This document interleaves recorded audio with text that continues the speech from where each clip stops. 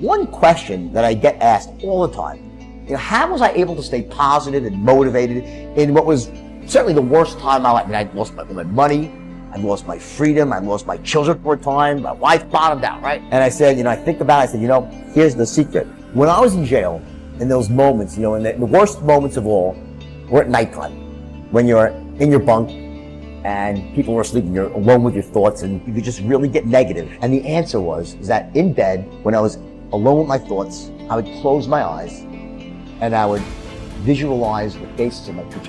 And I would close my eyes, I'd see their faces, I knew I would let them down so badly, causing so much pain. And I said, there's nothing I won't do. There's no length I won't go to prove to these kids that their dad can do it right, that their dad's gonna come back even better than before. And it was all about proving to my children that you could come back from failure, that you could make the world right, and I could be an example, make them proud of me. That was my why. It was all about my kids. And that's the secret. Your why, it's never about you. You meet somebody wealthy? Their family at one point was not wealthy. And then the one shows up. The one. One person changed the family tree forever. In my family, I'm the one.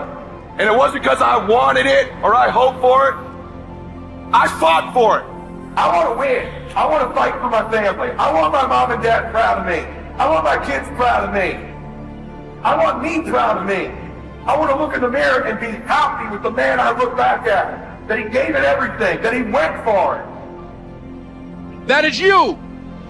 That is you. That no one can do it for you but you. And even though you face disappointments, even though you will experience some setbacks, it goes with the territory. You must understand that. But here's the truth. Most people's dreams can be bought.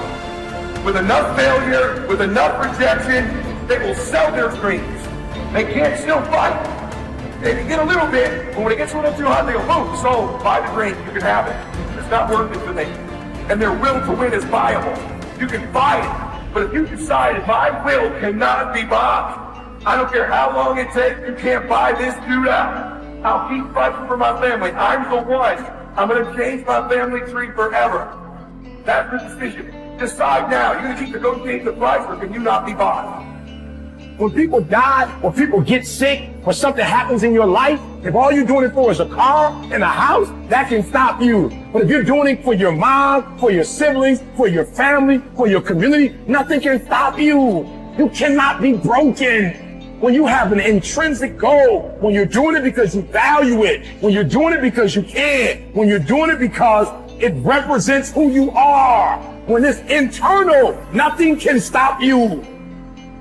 When you leave this room, you take care of doggone every single thing. I don't care where you come from. I don't care what your background is. Don't let nobody fool you. If you're willing to grind on Monday, if you're willing to grind on Tuesday, they can't stop you. I don't have to accept the life that was given to me. I can create my own reality.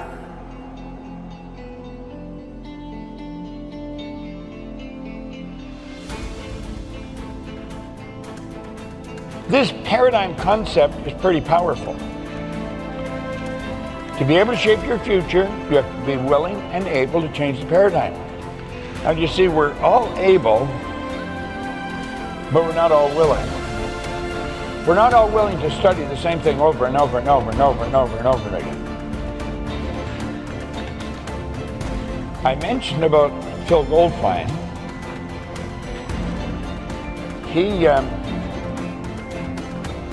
He came to see me. He'd heard about me, and he phoned and he wanted to come and see me. That was 20 years ago. Every time I'm doing a seminar, he's here. I tell him to take a book and study this book. He studies it. I was talking to him yesterday and I was telling him about this one piece of literature I'm reading. I had it on my phone, so I sent it to him. I have no question in my mind, he will study that little piece of literature. He didn't quite know why I was telling him to do it, but he found out it worked, so he never stopped. He just kept doing it. That's the way it was with me. What you have to do is totally illogical. Logic stops most people. See, it was logic that stopped people trying to figure out how to fly.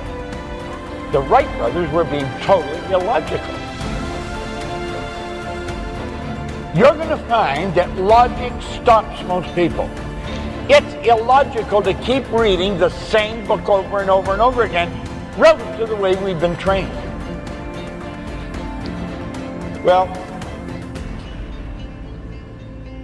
if we've got it right, our results are always under construction, always.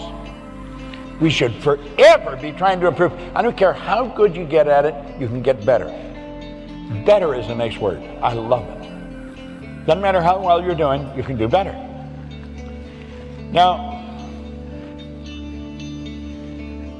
there's the question you got to ask yourself. Are you ready? Am I really ready? You see, when Ray gave me that book, I was ready. Now, if you had to ask me if I'm ready, I wouldn't have known. But I really wanted to change. I was so sick of living the way I was living. I wanted to change. I wanted to change all kinds of things. As he told me, he said, you could change your environment. But I didn't consciously and deliberately change who I was mixing with, but I automatically did. I started to mix with a totally different group of people. We're attracted to people that are much like ourselves. And if we want to change, we've got to start surrounding ourselves with the different people. Charlie Tremendous Jones was a great speaker, good man. God, I like that guy. He's gone now, but he said he used to phone, "Tremendous Bob, how are you?" And he was a wild man when he's speaking. He said we are the product of the books we read and the people we associate with. Simple rule, and he's right.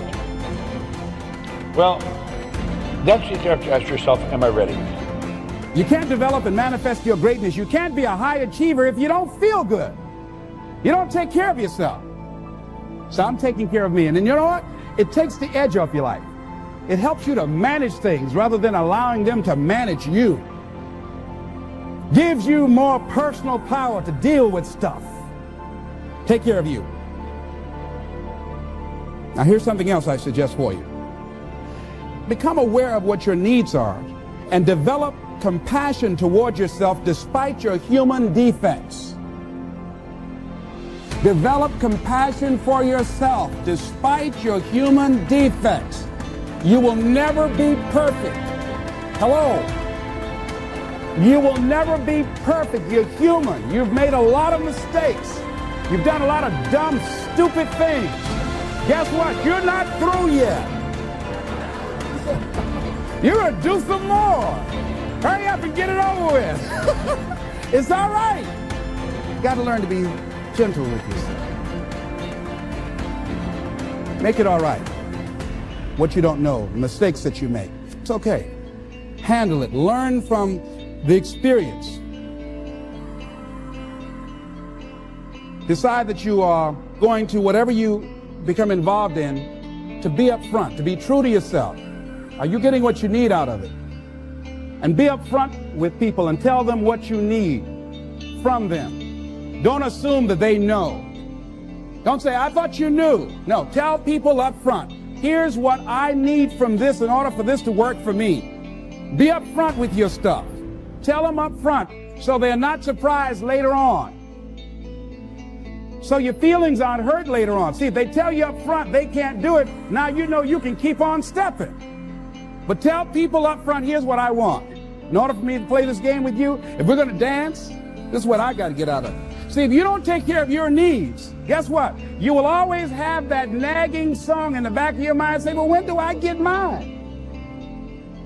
When am I going to start enjoying this? Are we going to have a good time together? Do I get any oodles out of this at all? You're going to start asking that question. Everybody's happy having a good time, but you? They say, well, we thought you were happy. How could you think that? Well, you weren't saying anything. Well, I'm saying something now. Hope you got that. See, we're taught to be quiet and not speak up for ourselves. Not to be selfish. If you don't take care of you, who do you think is going to take care of you? Who's going to look out for you better than you will? No one. No one's going to do that. You got a business? No one's going to take care of your business better than you. Nobody. Nobody. Anything you want to do in life, you've got to take ownership of it and say, hey, I'm going to make this happen. Be willing to venture out and do something that you have fantasized about doing. And you know you probably won't be good at it, but do it anyhow. Case in point, I have always wanted to sing. I've always wanted to do that. I'm going to sing a song. If I don't do nothing but just a few lines, chances are, you know.